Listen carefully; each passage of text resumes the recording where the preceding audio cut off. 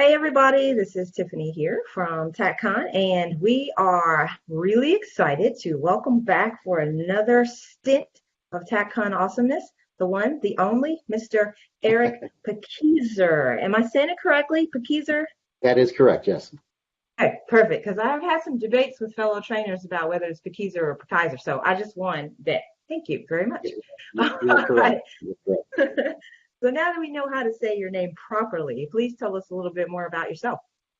My name's Erik Pakieser. I've been doing firearms training and self-defense related training for going on 30 years now.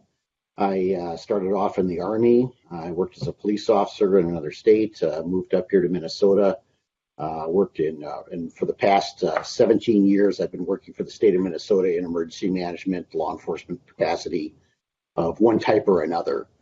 About 10 years ago, I decided to double down on the training that I've always been doing some form of training in one form or another, very small classes. And about 10 years ago now, I decided to double down and really commit to developing a comprehensive training program and doing regular classes. And we've been going for 10 years at it now, through the company QSI Training. And we provide training in firearms, force on force, and tactical medicine. Awesome. And folks can find you at qsitraining.net, correct? That's correct, yes. QSItraining.net. Perfect. So for TACCon, I'm really excited about your session. You're doing a class called Handgun Draw, Making the First Shot Count. And it starts us off with a bang on Friday morning at 8 a.m. So tell us about the Handgun Draw class. Well, when I go to training, I go to a number of different training events all over the place. I go to ILETA, I go to Tac-Con and other events. I've noticed that there are problems. There's like a systemic problem in the training community for people that want to use handguns properly, and that is that people are very limited in the number of locations that they can actually practice drawing a live gun from a holster. Even in competition, the drawing of the gun can be very the drawing of the gun can be very. I'm having trouble with my. I'm looking for a synonym here. It can be an unnatural process.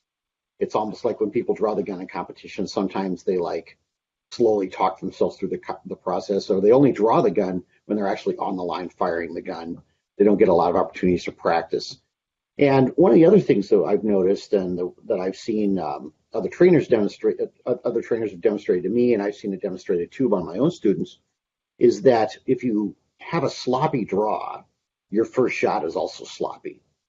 And so what we want to do is two things. The first thing is we want to give people an opportunity to learn how to properly and correctly and safely draw a gun from a holster. We want to help people understand the relationship between a solid presentation of the handgun and an effective shot. And then we want to help people get the gun back into the holster in a safe manner as well. And I think that for a lot of people, they look at this and they might say, well, how hard is it? You grab the gun, you pull it out of the holster. How hard is that? But the fact of the matter is there's way more to it than that. And I think that there's a lot of nuances and techniques I can pass on to people that will help them do a more precise and more effective draw presentation. For example, a common shooter error that we see is people will, when people's hands meet to build a two-handed grip, they'll do it with they'll meet when they're already committed to firing the gun. So the hands are meeting way out in front, and they're not indexed on anything, and so they wind up with a bad grip. Instead of building the grip in the holster when they draw the gun.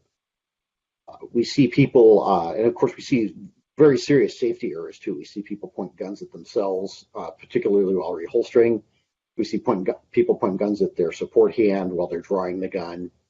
And a lot of this just comes from a lack of experience in properly drawing the gun. So this course is really designed for people who want to get live time in practicing with a gun in the holster, but also for people who teach people how to draw guns and how to operate guns, I always think it's good as an instructor to get to review basics every now and then.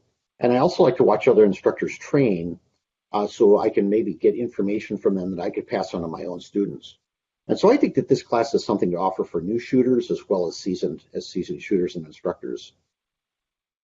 I'm so glad that you ended on that note, and I'm going to reiterate it, folks. This is not just for beginners. It's a great class for folks who don't have a lot of reps out of the holster, but it's also a great class for instructors and for folks who maybe think that they've got their draw down pat.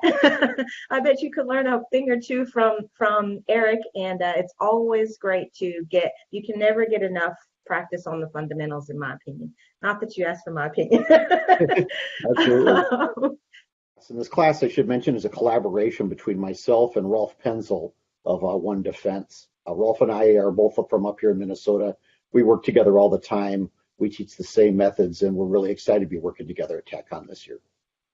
So if you would like to catch Erik's class, it is again Friday morning at 8 a.m. And even if you're not shooting in the class, it would be a wonderful opportunity to come and watch, to hear the instruction, to see some of the corrections that are being made on the line. Even just observing can be a huge boost to your technical proficiency on the draw.